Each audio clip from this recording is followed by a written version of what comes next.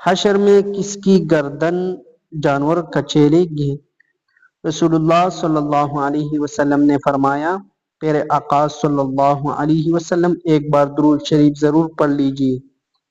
قسم ہے مجھے اس ذات کی جس کے ہاتھ میں میری جان ہے، جو آدمی ایسے اونٹ اور گائے چھوڑ کر فوت ہو اور جس کی اس نے زکوٰۃ ادا نہیں کی تو قیامت کے دن وہ اپنی اصل جسم سے زیادہ بھاری اور موٹی ہو کر آئیں گے اور زکوٰۃ ادا کرنے والے کو اپنی گروں سے روندیں گے اور اپنے سینکوں سے ماریں گے۔